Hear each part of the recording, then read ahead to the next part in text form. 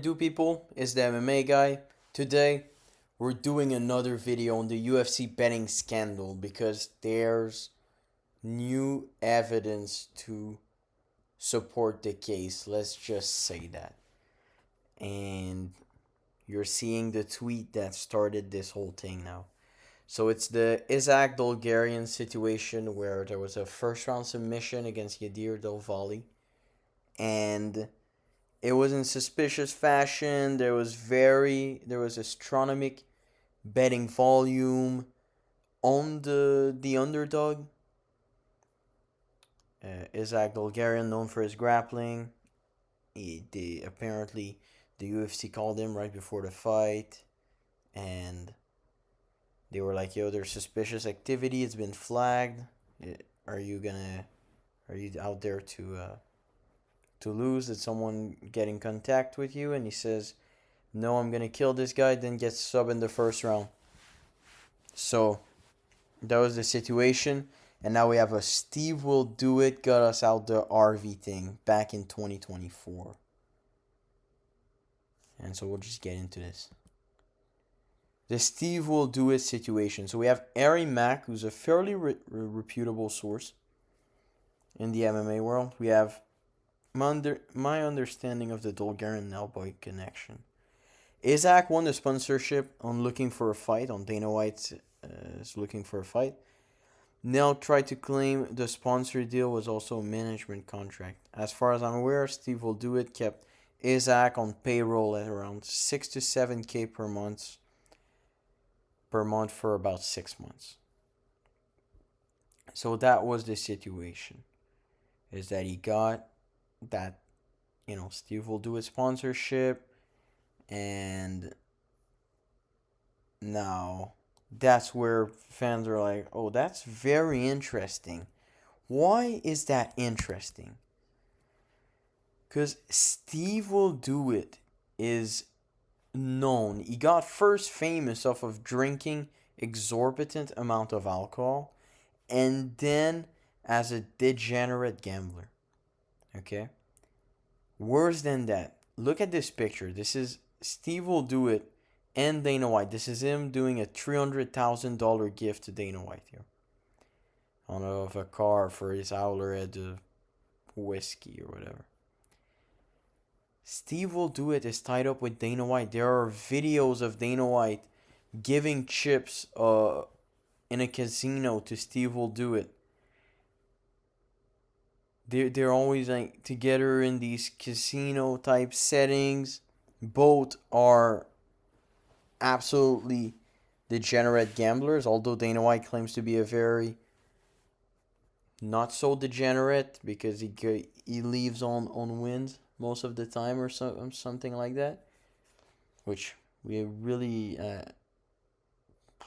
don't even know if that's something we can verify. Let me know if you know that. But Steve Will Do It, always in the gambling world, always been, always has, is, is fighter that he has a sponsorship, that he gave a sponsorship deal to when he got his contract, is now accused of gambling, of basically fraud over a gambling website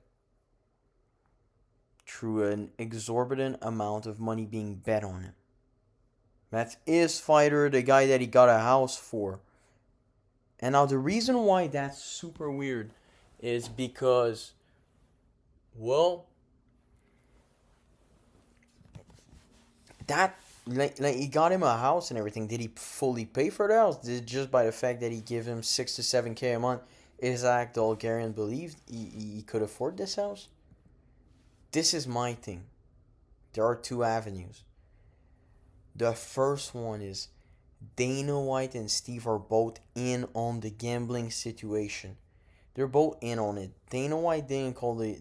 Well, maybe he did either way, just so that he'd be in good term. We have so many situations where that's like an easy trick for a criminal to call the the police station. You know, you see it in movies and Columbo type things.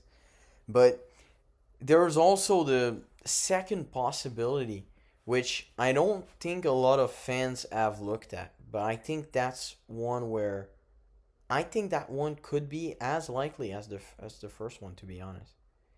Isaac Dolgaren was a 2-1 UFC fighter, man. He probably got signed for 10 or 12-5, you know. 12-5 show, 12-5 win type of contract. Okay. Isaac Dolgaren lost his fight to Christian Rodriguez, so he was 2-1. You know, hasn't been fighting crazy. Uh, so he's probably financially, if he only was on retainer by Steve Will Do It for 6-7 months, for 6 months, that probably means that he's had trouble financially these past couple of years or something, because he has a super small following. He has about 12,000 followers on Instagram pre prior to that fight, at least. I don't know what it's at now, but he might have been having trouble keeping up with the lifestyle from the Steve Will Do It sponsor. Was given an opportunity to get some money completely outside of Steve and Dana, but he got an opportunity. You give up that fight, we'll give you 100 grand, and he was like, damn, I really need that money, and so he did it. The fact that UFC fighters are somewhat underpaid, it makes it so much more likely for them to accept these kinds of bribery, because they need the money. You know, he's like, got us out the Harvey.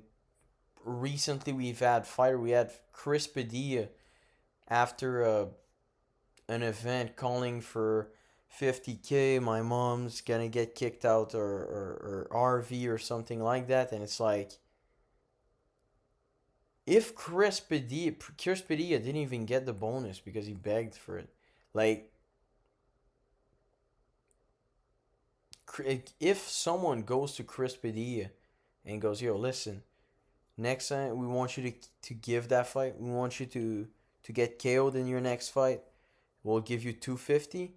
Dude, he's doing it. Like, I'm not saying he's doing it actually, like, not to judge his character, but like, if his mom's about to get kicked out of RV and he has the opportunity to, I think he might very well just go for it, you know? It makes it so that it's not crazy out of reach for them to do this. And with the Isaac Dolgaren situation, even if you don't even consider the fact that he had the Steve Dana White, like, not even the fact that they could potentially be on it, just the fact that he was able to taste what, $6,000 per month, 6 to 7 thousand per month. That's a lot of money, man. Like, just the fact that he was able to taste that amount of money for a couple months in a row, was feeling good and all that, and then he was just making the fight money. Maybe at that point he was like, okay, I need more of that. I need more money. And these guys are saying that they're gonna give me a big amount of money if I decide to fight. So if I decide to throw a fight. So I think that this this is a very important thing, that, you know, both of those are looked at. I think it makes it a lot more likely either way. Whether Steve Will Do It and Dana White are objectively not in on it, I think it still makes it more likely. Even if they were able to clear themselves with alibis for every second of the time at that point in time, I still think that this is bad. The evidence, just knowing this, it does make it more likely. So as the judgment changed, even before we had that information, we still believe that he was guilty. So no, the case just got stronger. Okay, from here on out, I don't see how Isaac Dolgaren could clear this situation, because the betting volume the way that he lost as a grappler, guy who's never been submitted before, gets submitted in the first round.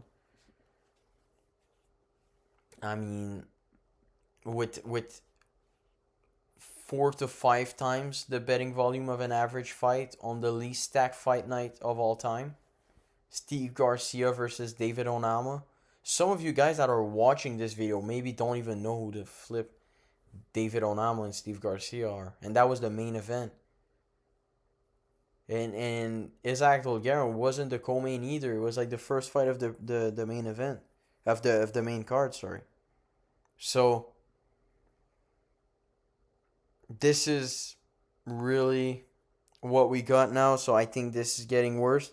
We'll try to keep I'll do a part 2 if we have some other information on it. But for now, we definitely believe that Isaac Dolgaren has done this. And so we're happy that he lost his UFC contract for now. Thank you for watching, guys. Maybe you can drop a like, follow the channel. Leave a comment what you think of this. Do you think that we're judging Isaac Dolgaren fairly? Do you think it's less likely? If so, why?